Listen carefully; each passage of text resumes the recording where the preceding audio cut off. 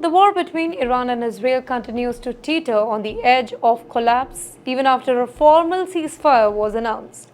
United States President Donald Trump proudly declared on June 23rd that Iran and Israel had agreed to a complete and total ceasefire just hours after Iran had fired missiles at the US military base in Qatar.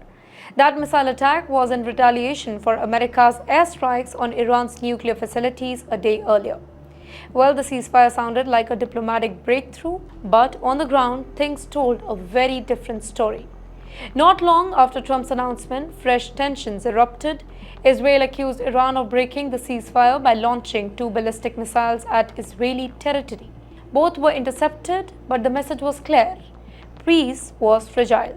Israel's defense minister, Israel Katz, immediately ordered its military to strike back, saying that he had given the green light for intense strikes on Iranian government targets right inside Tehran. The Israeli military chief, Lieutenant General Eyal Zamir, echoed that warning, promising a strong response if Iran dared to violate the truce again. Iran, however, denied that it had done anything wrong. Through its state media, Iran said that it hadn't fired any missiles at Israel after the ceasefire began. In fact, it accused Israel of breaking the ceasefire first by continuing airstrikes inside Iran. In the meantime, Iranian officials said that the ceasefire announcement by Trump had only been used by Israel as an excuse to continue aggression. Still, Iran made it very clear that it wasn't backing down. A top Iranian security body said that Iran's forces were fully ready to hit back really hard if Israel crossed any line. And by the next morning, at least 4 people were reportedly killed in Israeli city of Beersheba by fresh missile strikes, suggesting that the conflict was far from over.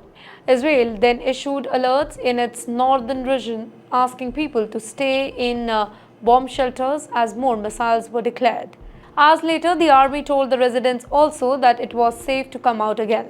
But the situation remained extremely tensed. Even as Israel had earlier agreed to Trump's ceasefire plan, officials in Jerusalem were still warning that any fresh attack from Iran would be met with full force. In the meantime, Iran's foreign minister said that if Israel stopped its military operations by 4 a.m. Tehran time, Iran too would stop firing missiles. But it was already clear that both sides didn't trust each other and the war could easily restart at any moment. President Trump, who tried to take credit for stopping the war, said that both countries would exchange final blows before the ceasefire would fully take effect. He even gave a specific timeline. First, Iran would stop, and then Israel would follow and by 24 hours, peace would begin.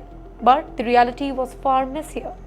This situation is being compared to a past incident between India and Pakistan, where a ceasefire was already announced, something that Trump claimed that he helped arrange, but the fighting resumed and almost immediately. In both cases, Trump celebrated diplomatic success while missiles continued to fly. The truth is, the West Asia is still sitting on a powder keg. Despite talks of peace, both Iran and Israel are armed. They are angry, they are deeply suspicious of each other, and while President Trump may take all the credit for calming the storm, the clouds of war haven't gone anywhere.